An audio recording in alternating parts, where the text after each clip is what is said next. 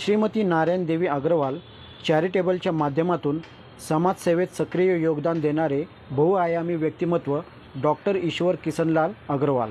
साप्ताहिक न्याय स्वातंत्र्य समताच्या माध्यमातून राजकीय, सामाजिक, शैक्षणिक, कला, क्रीडा आदी क्षेत्रातील मान्यवरांच्या मुलाखती प्रसिद्ध केल्या जातात। आपल्या कार्यशैलीने समाजावर अवीट ठसा उमटविणारे बहुआयामी व्यक्तिमत्व, याचबरोबर त्यांच्या संस्थेकडे त्यांच्याकडे येणारी व्यक्ती कोण आहे हे न पाहता त्यांचे काय काम आहे, मदतीसाठी सरळ हस्ते मदत करणार, त्यांच्या गरजेच्या पूर्ततेसाठी झटणारे माननीय ईश्वर किशनलाल अग्रवाल यांच्याशी संवाद साधण्याचा योग आला। आपल्या आईच्या स्वर्गवासानंतर त्यांनी आईच्या नावे नारायण देवी अग्रवाल चॅरिटेबल ट्रस्टची स्थापना केली आणि स्वतःला समाजकार्यात झोकून दिले। त्यांच्या कार्याची पावती म्हणून देहूरोड वासियांच्या गळातील ते ताईत बनले असल्याचे निदर्शनास येते। सर्व पक्षीय कार्यकर्त्यांना ते सरदेव मार्गदर्शन आणि त्यांच्या उपक्रमाला सतत सहकार्य करताना दिसून येतात। त्यांच्या संस्थेला आत्तापर्यंत 45 पुरस्कार प्राप्त झाले आहेत। World peace institute of united नेशन्सने त्यांच्या कार्याचा गौरव म्हणून त्यांना डॉक्टरेट पदवीने सन्मानित केले आहे। डॉक्टर ईश्वर किशनलाल अग्रवाल यांचा जन्म हरियाणा राज्यातला।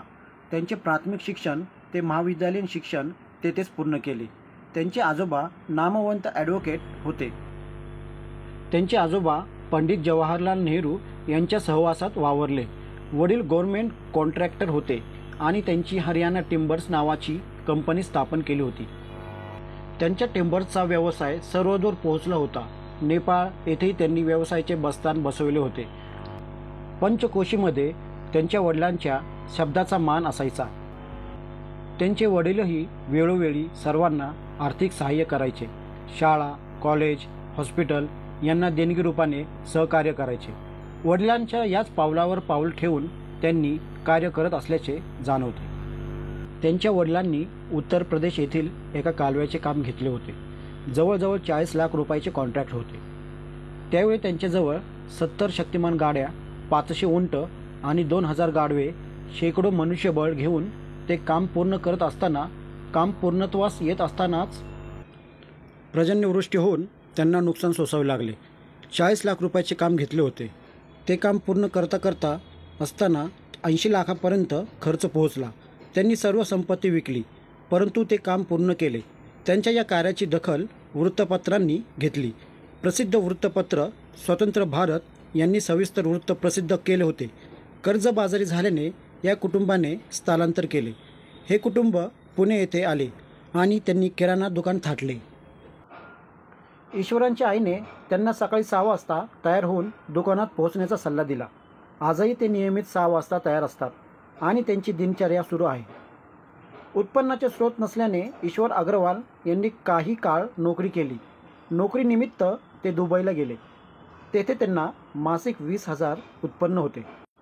परंतु त्यांची काम करण्याची पद्धत, प्रामाणिकपणा, काम करत असताना त्यांनी जो नफा मिळवून दिला, त्यांच्या बदल्यात तेथील मालकाने त्यांना दरमहा 2 लाख रुपये देणे केले। 2 वर्ष तेथे त्यांनी काम केले आणि आपल्या कुटुंबाला कर्जमुक्त केले आणि पुण्यात येऊन त्यांनी व्यवसायाचे जाळे पसरवले। त्यांनी रेडीमेड शर्ट बनवले। पुण्यातील 400 दुकानातून त्यांच्या मालाला मागणी असे। त्यांची उलाढाल त्यांनी करोडोपर्यंत नेऊन ठेवली। जवळजवळ 100 ते 125 कामगार त्यांच्यासाठी काम करायचे। कोरोनाच्या हाहाकारामुळे त्यांना व्यवसाय बंद करावा लागला।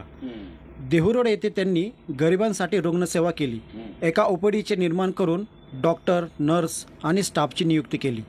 ते दरमहा उत्पन्नातील 1 लाख रुपये त्यांच्या पगारासाठी सहकार्य करायचे। 8 वर्ष त्यांनी निरंतर सेवा केली। काही असामाजिक तत्वांमुळे त्यांना ती सेवा बंद करावी लागली। याची खंत त्यांनी बोलून दाखवली। याच दरम्यान त्यांनी बेटी बचाओ बेटी पढाओ या उपक्रमाची सुरुवात केली। जवळजवळ 500 मुलींच्या नावे 5,000 रुपये प्रमाणे त्यांच्या खात्यावर जमा केले। याचबरोबर सामुदायिक विवाह सोहळ्याचे आयोजन केले। ट्रस्टच्या माध्यमातून कोरोना काळात त्यांनी सहकार्याचे पथक तयार केले आणि जवळजवळ 22 लोकांचे अंत्यविधी त्यांनी केले। आजही त्यांची संस्था कोणाचा मृत्यू झाला अथवा त्यांचा 7वा अथवा 10वा करण्यासाठी खर्च संस्था उचलते। त्यांच्याकडे 4 सिलेंडर आहेत। त्यांनी घोषणाच केलेली आहे, गरजवंतांनी येऊन त्यांचा लाभ घ्यायचा. एके दिवशी 4 जण आले, त्यांनी स्वतःचा गॅस उपलब्ध करून दिला. असे अनेक वेळा घडले आहे. गरजवंतांची तातडीची गरज ओळखून त्यांनी त्यांच्या पत्नीचे मंगळसूत्रही गहाण ठेवल्याच्या घटनेची आठवण करून दिली.